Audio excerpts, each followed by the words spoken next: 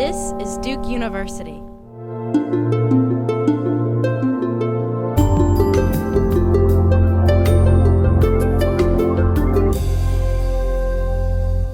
In Jerusalem, you're talking about a 25-foot high concrete wall. And then it's literally down the street of a neighborhood. So think about your street, with houses on either side. It's just a few feet away from the houses. My name is Jessica Montell. I, for 19 years, worked at B'Tselem, the Israeli human rights organization, and served for 13 years as executive director of B'Tselem. The big picture of occupation has just gotten more entrenched.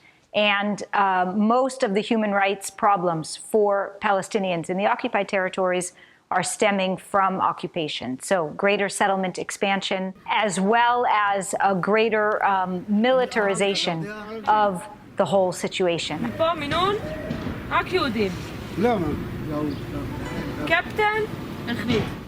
in 1967, official policy of the Israeli government and the Jerusalem municipality was to maintain what they call the demographic balance in Jerusalem. Initially, that balance was set 75% Jews, 25% Arabs. Israel wanted a big capital for the city, and they were quite concerned about the demographic balance between Jews and Palestinian Arabs in the city. So the way the boundary was drawn was maximum land, minimum Arabs. The blue areas on the map are settlements, and the brown areas on the map are Palestinian communities. The green line in the middle of the map is in fact the green line, the 1967 border between Israel and the West Bank. So is the green line separating East Jerusalem and West Bank, is that where the wall is built, or where is the wall? No, so here you see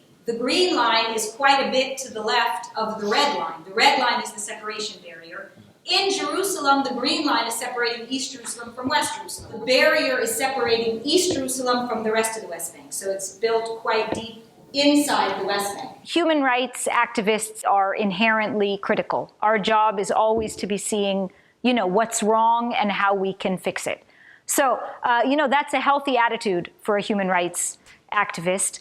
But it also is very frustrating and demoralizing to only see what's wrong and what's left to be done and what are all the problems. Now, the whole idea of this physical barrier started during the second Intifada, around 2002, 2003. Again, you have buses blowing up and, pizza and coffee shops blowing up with heavy Israeli casualty. Now, you had all sorts of measures being used by the Israeli military, mass arrests of Palestinians, military operations in Palestinian cities, and alongside all of those measures, the Israeli government proposed a physical boundary between the West Bank and Israel. The initial motivation is to be preventing Palestinians from entering Israel. The work of the human rights community is both, the facts and figures, but also to be then putting a human face about what that reality means. The documentation, it's not only about the facts, but also about the reality for Palestinians living under all of these restrictions and regulations. And here the video has been really crucial, putting a human face to the policies. I mean, Israelis vaguely know that Palestinians are living under military control, that there are a lot of restrictions on their daily life with no sense of what that means, how you actually go about your life in that reality. مع بداية الجدار وأثر كثير على الشغل، هذا اللي سكر المطابخ، سكر الصلاة، سكر الشغل، سكر الملاهي. انقطعت رزقة الناس، رزقة الشغيلة، رزقة العمال. It's much easier for us Israelis to identify with settlers rather than identify with Palestinians. I mean, settlers are our, relatives or friends or the parents of kids in our kids' schools. We already have the human face of the settler. The Palestinian experience living, in some cases you have very militant, violent settlers harassing and abusing Palestinians. Most Israelis would never see that reality if you didn't have Palestinians videoing those images available to the Israeli public. So why would Israelis want to move into the occupied territories? If you go and read the Bible, a lot of the place names of the Bible, Shiloh, Hebron, Nablus, those places are not located inside Israel. Most of the biblical history is taking place in the West Bank. So people for nationalist or religious reasons want to go live there. In fact, the majority of the settlers living there are living there for economic reasons. You've made a clear case for how illegal in the international context all of this is. Are there analogous situations in the world now?